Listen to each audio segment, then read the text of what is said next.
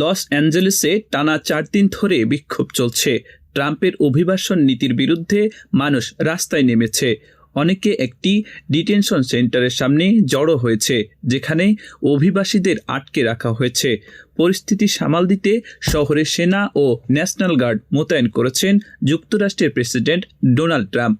শুক্রবার থেকে শুরু হওয়া এই আন্দোলন এখন আরও বড় আকার নিচ্ছে।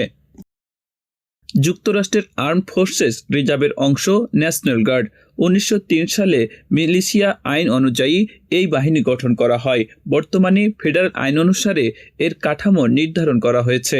ডিফেন্স ম্যান পাওয়ার ডেটা সেন্টারের তথ্য অনুযায়ী 2023 সালে ন্যাশনাল গার্ডের সদস্য সংখ্যা ছিল 1,49,000। ন্যাশনাল গার্ড বিভিন্ন পরিস্থিতিতে যুক্তরাষ্ট্র সরকারকে সহায়তা করে থাকে। প্রাকৃতিক দুর্যোগের সময় ত্রাণ বিতরণ, উদ্ধার তৎপরতায় এদের মোতায়েন করা হয়।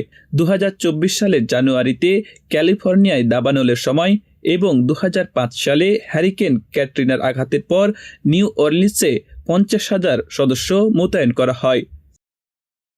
2021 সালে ক্যাপিটাল হিলে সহিংসতার সময় এবং 2020 সালে জর্জ ফ্লয়েড হত্যার প্রতিবাদ চলাকালীন ন্যাশনাল গার্ডের হাজার হাজার সদস্য সংখ্যা মোতায়েন করা হয়। এছাড়া দেশের বাইরে সামরিক মিশনেও অংশ নেয় তারা। ইরাক ও আফগানিস্তান যুদ্ধে ন্যাশনাল গার্ডের সদস্যরা মোতায়েন ছিলেন। ন্যাশনাল গার্ডরা রাজ্য পর্যায়ে মোতায়েন হলে সংশ্লিষ্ট রাজ্যের গভর্নর ন্যাশনাল গার্ডের কমান্ডার হন। তবে ফেডারেল বা জাতীয় পর্যায়ে মোতায়েন হলে প্রেসিডেন্ট কমান্ডারের দায়িত্ব পালন করেন। লস অ্যাঞ্জেলেসে চলমান বিক্ষোভ ঠেকাতে প্রেসিডেন্ট ডোনাল্ড ট্রাম্প নিজেই ন্যাশনাল গার্ডের দায়িত্ব নেন। ন্যাশনাল গার্ডে যোগ দিতে পারেন মার্কিন নাগরিকরা, তবে নির্দিষ্ট শারীরিক, মানসিক ও আইনি শর্ত পূরণ করতে হয়। সামরিক বাহিনীর অবসরপ্রাপ্ত সদস্যরাও এতে আবেদন করতে পারেন।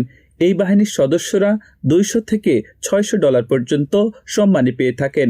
পাশাপাশি বাসা, খাবার, শিক্ষা, স্বাস্থ্যসেবা এবং দীর্ঘমেয়াদী সেবা শেষে পেনশনের সুবিধাও পেয়ে থাকেন।